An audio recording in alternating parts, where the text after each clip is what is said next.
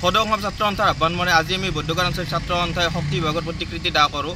তেখেতসকলৰ দিনক দিনে যি বিদ্যুৎ মাচুল বৃদ্ধি কৰি যাই আছে, সেই হিচাপে তেখেতসকলে জনসাধাৰণক যিখিনি পৰিমাণৰ বিদ্যুতৰ প্ৰয়োজন তেখেতসকলে দিবলৈ ব্যৰ্থ হৈ আছে। আৰু তেখেতসকলে গম পাব লাগে যে এই যি গৰম বৰ্তমান মানুহে চলিব পৰা নাই, হাৰাশাস্তি, ছাত্ৰ ছাত্ৰীসকলে পঢ়িব পৰা নাই ভালদৰে। তেখেতসকলে যি সেই উৎকট গৰমৰ মাজতো তেখেতসকলে বিদ্যুতৰ যি গাফিলতি দিনক দিনে বৃদ্ধি পাইছে, কিন্তু হ'লে তেখেতসকলে যিটো মাচুল তেওঁলোকে বৃদ্ধি কৰিছে সেইটো কোনোদিনে তেওঁলোকে হ্ৰাস কৰিব চেষ্টা কৰা নাই।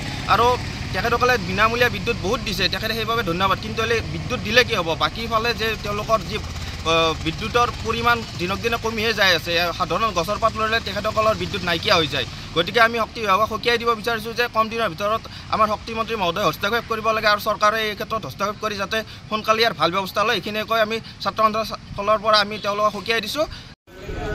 অসম চৰকাৰৰ এই বিদ্যুৎ বিভাগটোৱে সৰ্বসাধাৰণ ৰাইজক এনেকুৱাকৈ জ্বলাকলা খুৱাইছে। বিদ্যুৎ মাচুল বৃদ্ধিয়ে আমাৰ সাধাৰণ গ্ৰাহক, সাধাৰণ ৰাইজক অতিকৈ তাৰমানে ইমান খৰচী কৰি তুলিছে যে আমাৰ সাধাৰণ ৰাইজে বিদ্যুৎ মাচুল দিবলৈকে শংকাবোধ কৰিবলগীয়া হৈছে। যিখন চৰকাৰে এটা সময়ত কৈছিলে ঘৰে ঘৰে বিদ্যুৎ যোগান ধৰা হ'ব, যিখন চৰকাৰে বিদ্যুৎ মাচুল হ্ৰাস কৰা হ'ব বুলি দম্ভালি মাৰি কৈছিল, সেইখন চৰকাৰৰ দিনত অত্যাৱশ্যকীয় বিদ্যুৎ মাচুল বৃদ্ধিয়ে সৰ্বসাধাৰণ ৰাইজক এনেকৈ জুৰুলা কৰিছে, অতিকৈ দুৰ্ভাগ্যজনক। আমি অসম চৰকাৰ তথা অনিয়মীয়া এই বিদ্যুৎ যোগান, এই অনিয়মীয়া বিদ্যুৎ যোগানো সৰ্বসাধাৰণ ৰাইজক অতিকৈ কৰি তুলিছে।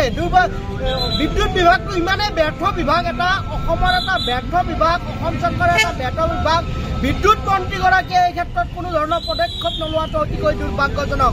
আমি অসম চৰকাৰক পুনৰবাৰ সকীয়াই দিব বিচাৰিছোঁ, সৰ্বসাধাৰণ ৰাইজক অতিৰিক্ত বিদ্যুৎ যোগান ধৰক আৰু এই যি বিদ্যুৎ মাচুল বৃদ্ধি কৰা হৈছে সেই বিদ্যুৎ মাচুল হ্ৰাস কৰি সৰ্বসাধাৰণ ৰাইজক সকাহ প্ৰদান কৰক।